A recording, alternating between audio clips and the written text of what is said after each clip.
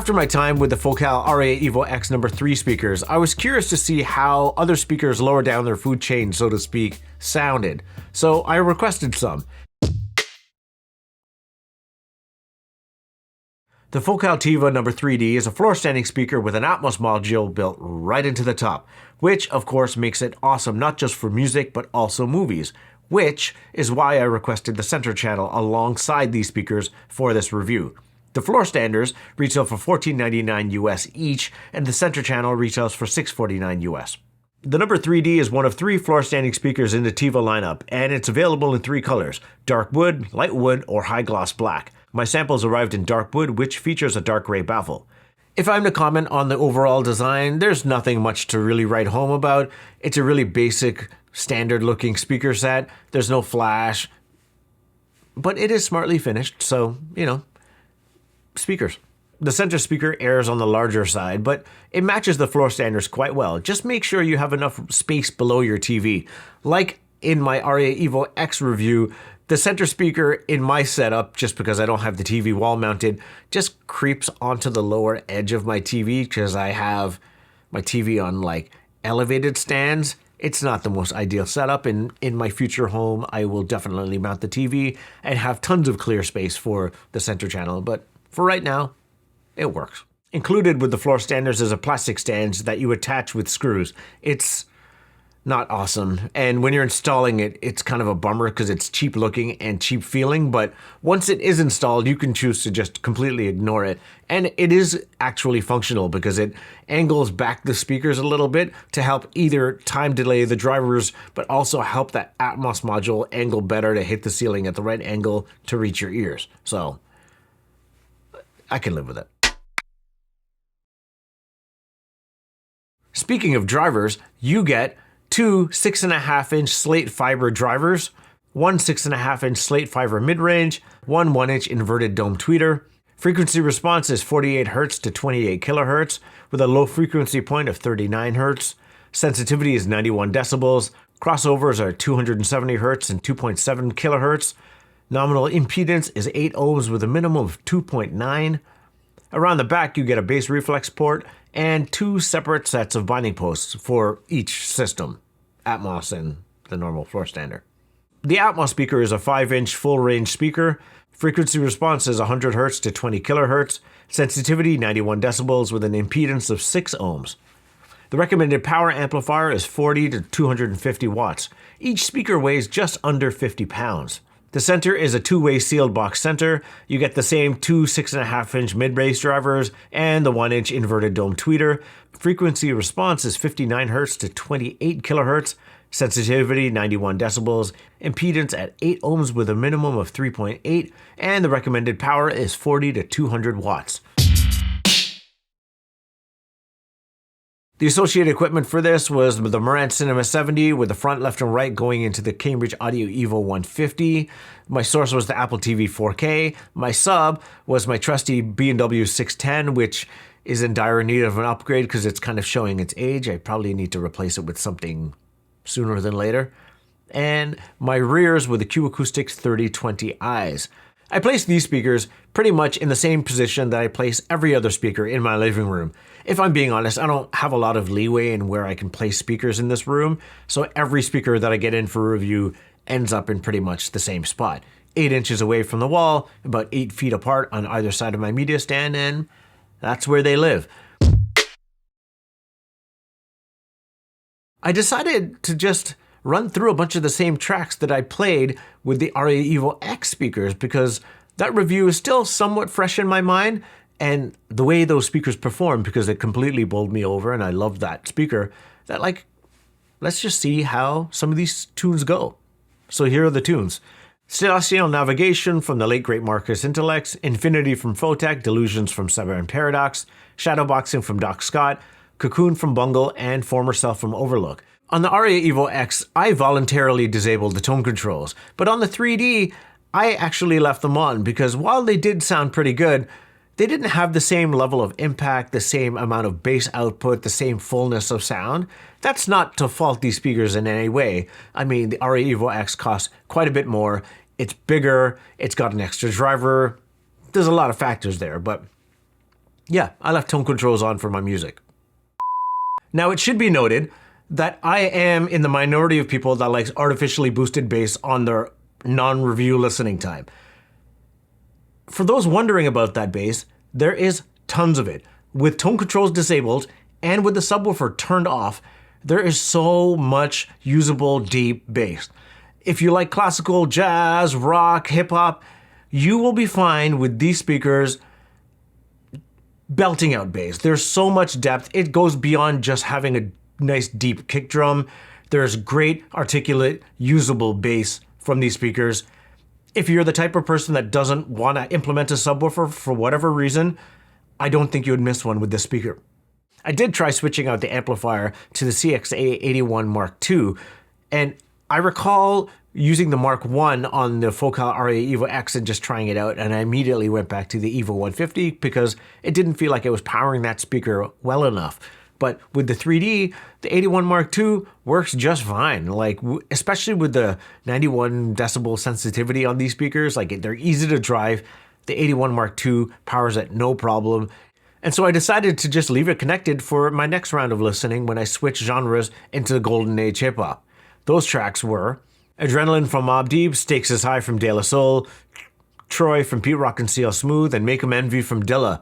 Now, this might be a bit of a hot take, but I always think that golden age hip hop maybe not the most resolute music to put through a pair of speakers to test them, but like, I enjoy it. And to be honest, like if you're just looking to pump some tunes, just play your favorite music through your speakers. Who cares what other people think?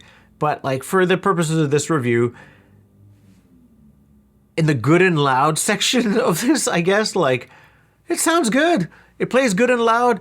It makes some of my favorite music sound awesome. To a point, I think that's all that matters. So then I switched gears and ran through some more chilled out tracks. Permanence from Acuratide, The Frequency of The Truthers from Black Dog, and William Orbit's reimagining of Adagio for Strings. With this track selection, I got to hear the more full-range nature of this speaker, where taking Acuratide's Permanence, where there's a nice full-range bandwidth sort of sound to this, but also a decent amount of low end. But I find that this song works best with a dedicated mid-range, because that's going to do a lot of the heavy lifting in more ambient sounding tracks. And I remember, again, horrible comparison, I remember being completely bowled over and blown away hearing this on the Evo X's, and not so much here.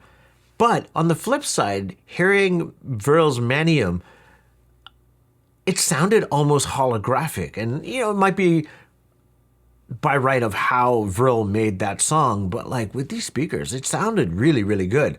So I decided to get a little bit frisky, and I switched it over to multi-channel music mode. And then that opens up like my rear speakers, the center channel speaker, and also those Atmos speakers.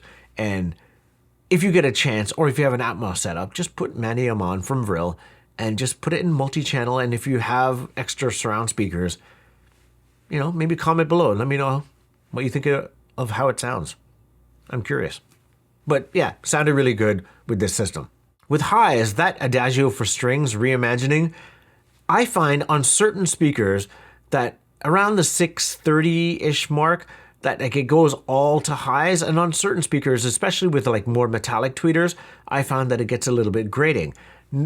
It wasn't the case with the Evo X's, and then playing on this one at a bit of a fruitier volume, I find that it did get a little bit sibilant for my ears, but it wasn't too big of a deal. And if that becomes a thing for you, you can either just turn down the treble or just back down the volume just overall, just to save your ears. Now, that's not to say that the treble is harsh or brutal in any way. Like, a lot depends on how you have these speakers set up. Like, I generally have speakers towed in towards my listening position, but if I just brought them more flat and then ran that track Adagio for Strings back again, it was a lot less grating to my ears when it got to that really high section of the track. And I didn't have to turn down the treble. It was just easier to hear. There was less grating to my ears, and dare I say, a little more sweet sounding. So, as with everything, just play with speaker positioning a bit. And I'm also comparing these unfairly to my experience with the Evo X speaker. And to be honest, like that speaker is taller than these ones. So that treble wasn't hitting my ears at the same level. So that could play a big part into how I'm perceiving the treble of these speakers. Unfortunately, I don't have them into A-B comparison, but yeah, something worth noting. Okay, so movies is where this package really came into its own. And coming directly off the Sennheiser Ambeo Max review, where it's a soundbar with multiple speakers, creating phantom channels of surround, this speaker sounded almost on par with that one with a little bit extra, but different extra. Like the Ambeo Max creates like phantom surrounds and everything like that, but kind of lacks the rears, and you don't get that full rear experience unless you have the volume all the way up. But with this, since I had dedicated rears, but no side surrounds, I was wondering if like I could potentially hear a big difference in that, or if I would miss having the side surrounds. And I was so immersed that like I didn't really miss having side surrounds, and I don't think I would be able to like blind tell you which one was playing at like a moderate volume. It's only once things got like louder and when music started playing, and I'll get to that in a second. But first, playing potentially one of the worst movies I've ever watched, but only watching it for effects, is Transformers Rise of the Beasts. This movie sucks, but there is a couple fight scenes, one of which they're fighting on a mountainside. I can't actually tell you specifically what was going on in that movie because it sucks and I can't pay attention to really bad movies. But yeah, they're fighting on a hill, there's car crashes and everything like that. And I was fully immersed in all the effects, but like when things really got going and blowing up, there was just way more impact from this versus, of course, like a soundbar trying to replicate all of that. And the Atmos effects, when like things would kind of like pick up, it sounded like they were coming from above, which I believe that's what the speaker is trying to do, and it felt like I had ceiling speakers. So yeah, it's doing its job. And then ditto for Into the Spider-Verse, pretty much the best movie I can think of for testing out a surround package, because the surround field is up all the time and it makes use of all of your speakers all the time.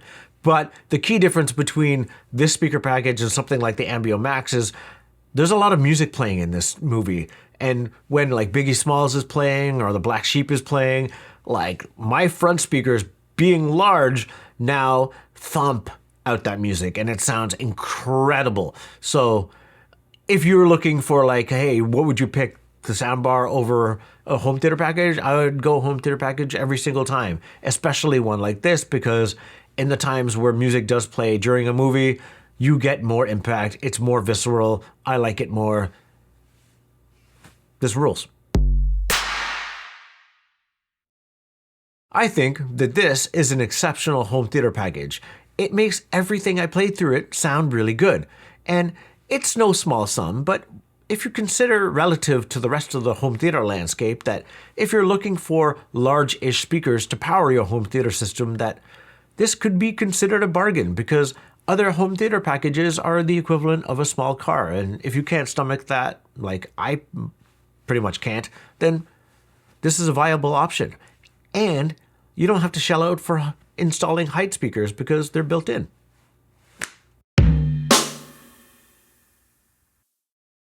If you like this video, please consider liking and subscribing. I'd really appreciate it.